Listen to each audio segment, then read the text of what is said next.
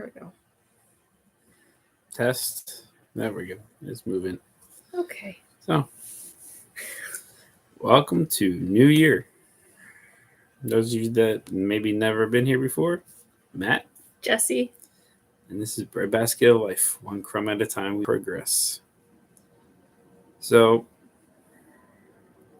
it's 2025, January. For us, we've transitioned to a new state. We have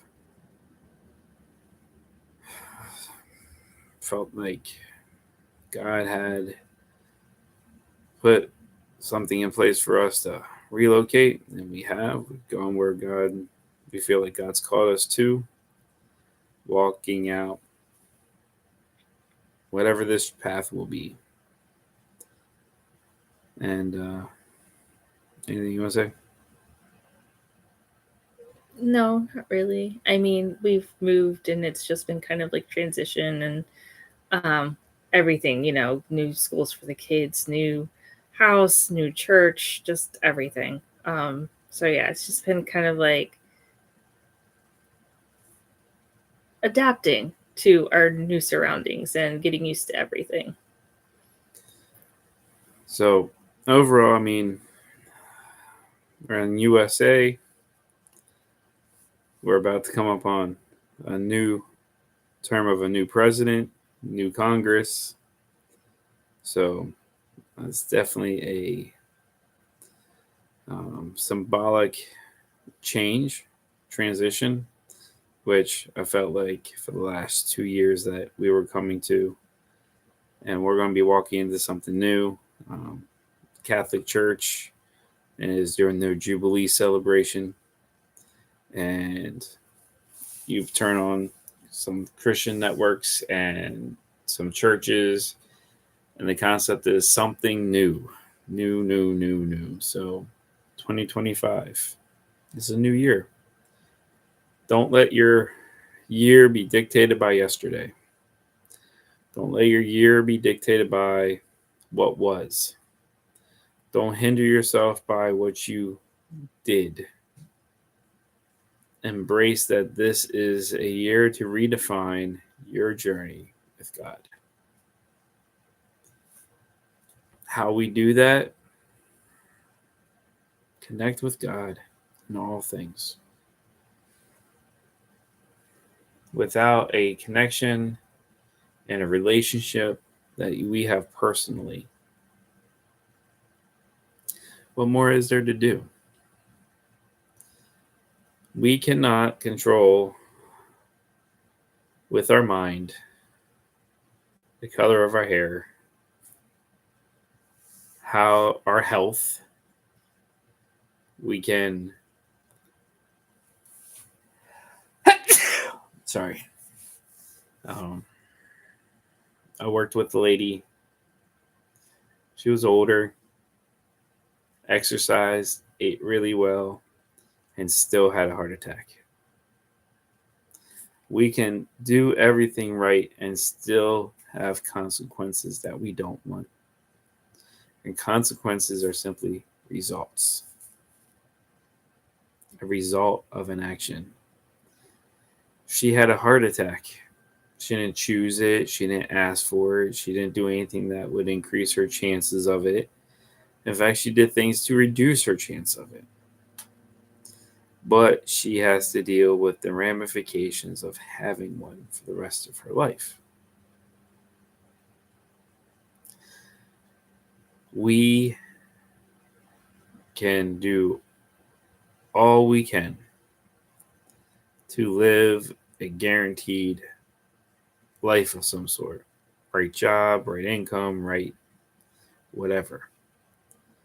And at the end of the day, circumstances still remain beyond us. As long as we continue to fight to have a thought that we control all that is around us, it's a denial of God's sovereignty. God is sovereign. All things in his hands. Well, The old adage of, why would God kill children? God doesn't kill children. We all begin to die upon birth. The physical body has limitations. It starts progressing. So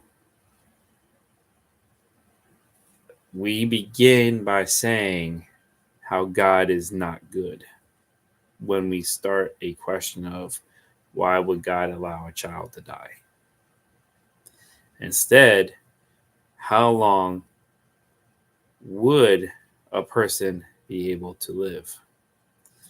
Um, Hercules, Greek mythology has the three sisters of fate.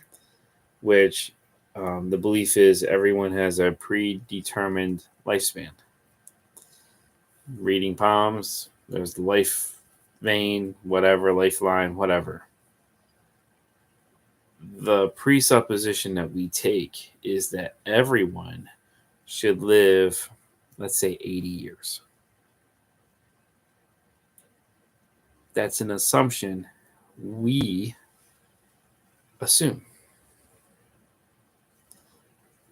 Where is that guaranteed for every person?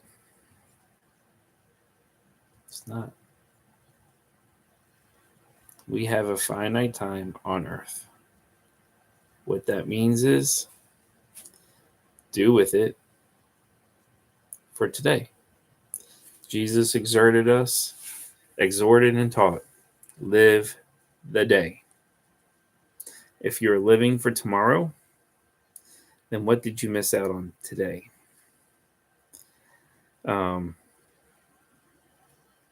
Old Testament story on manna. Israelites are out in the wilderness, hungry. God feeds them. Manna from the dew on the ground. It just appears every morning. Do not collect more than you need for the day. People still collected 2 days worth. God instructed them and said it would go moldy, except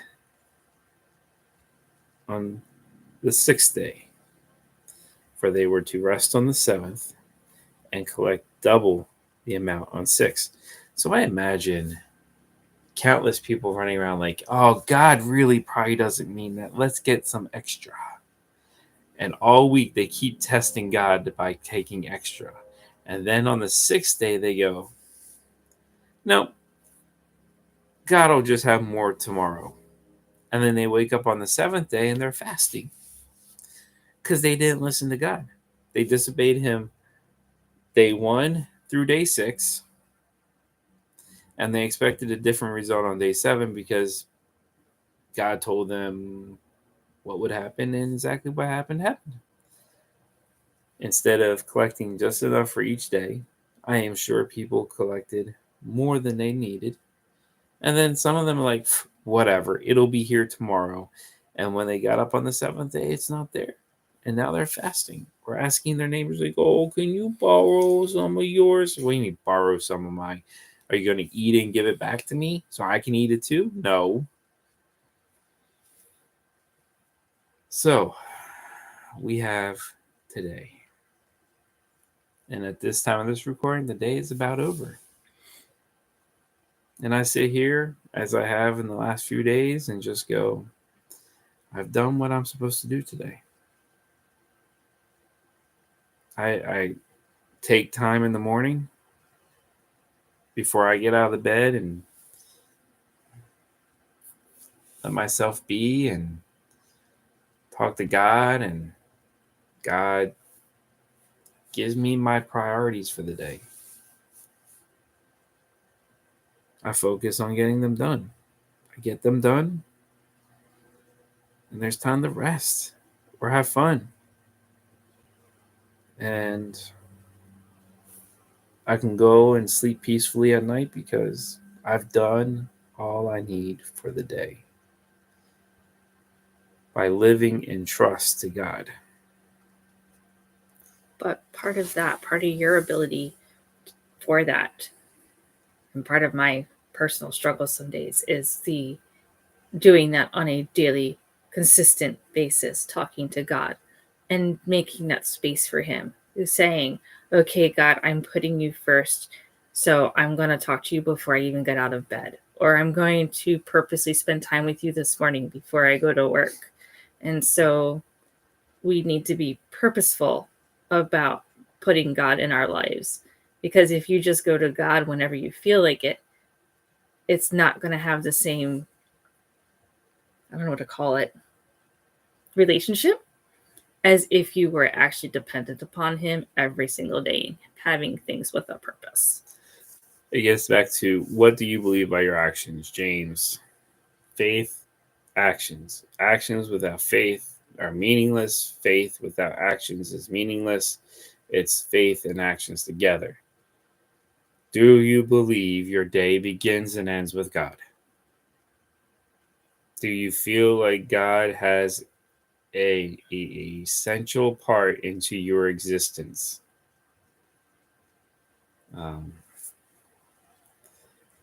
Just watching, literally before this, a pastor talking about, what do you give God? Well, they actually said, what do you give a God? That implies there's more than one. So let's remove the A. What do you give God, who is sovereign, everything? And I kind of like part of the answer.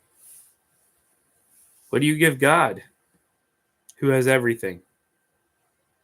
You. You submitted to Him. You submitted to Him demonstrates a trust in Him that His plans are better than anything we can come up with. And then you do what He shows you. That is what you give God, who has everything. Because God delegated all authority to humans on earth to execute authority and dominance over His creation. We can do it for ourselves, or we can wield it and do it on behalf of God.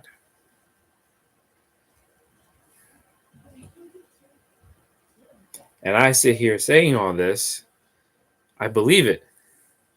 I believe with every ounce of me that I am not clever, more clever than God is. That I am nothing. Any thought I have of something clever. And part of that is I've lived a life and I'm crafted in a way to try to work things out to their logical end. And at the end of the day, I can't control another human being. I cannot control the perspective of another human being, their intentions, their desires, their wills. All I can hope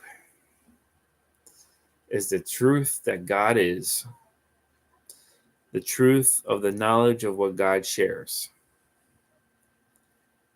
is enough to pierce any heart, to find purchase, and resonate in them. I have been in a room of 16 individuals. Actually, I think that was about 12 that day. And I literally asked these 12 people that were over me, would you like to know everything that I have discovered, to understand the actions I've taken on their behalf? And as one voice, we do not want to know anything that you know. we already know everything we need to know. This demonstrates when we choose to be willfully ignorant,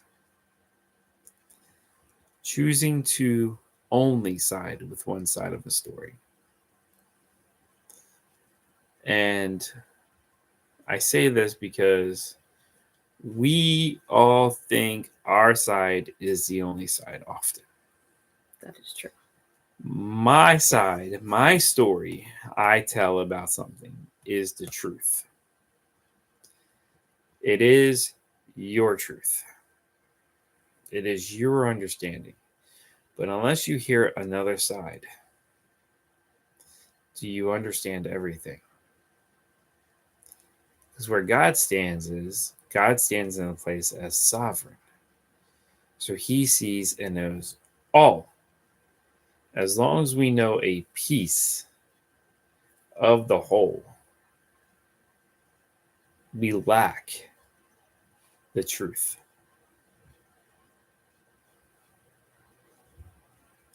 Unless we see what God sees, we lack the full truth.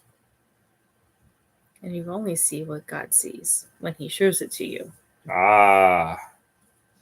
Which means do your part, trust God. And build a relationship with him. How is that? Pray. Seeking prayer is the highest one I encourage. It's called, people call it seeking, silent prayer, meditative prayer, you could say, where you just sit, empty yourself with everything in you, pour it all out, just talk to God, and then stop and wait on him. While you talk, you're not listening. When you're done talking, listening begins. Often it'll be a process. And if you've never done stuff like this before, the beginning times, it'll still be you. Over time, you discover his voice. His people will hear his voice. Man cannot live on bread alone, but by every word from the mouth of God. We're called to know God through Christ, who reconciles us, who only does what his Father does.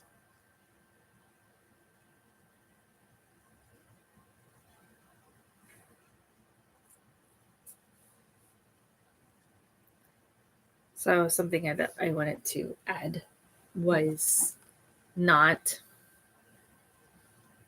trying to worry about the tomorrow. And that's something that I personally struggled with and sometimes still struggle with.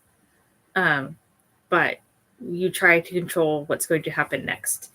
If I need this, then this has to happen. Or if I want this to happen, then I need to do this. And there's just so many things that we try to control in our future that we have no power over anyways. And so that lily of the valley and God taking care of them. And so he takes care of us.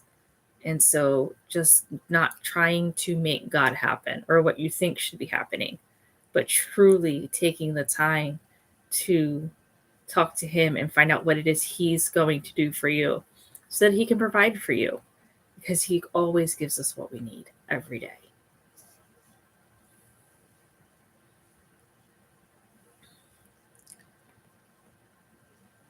Okay.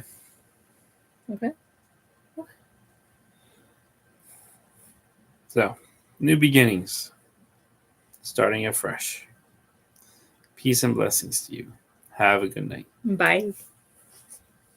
Or day, whatever it may be when you watch this.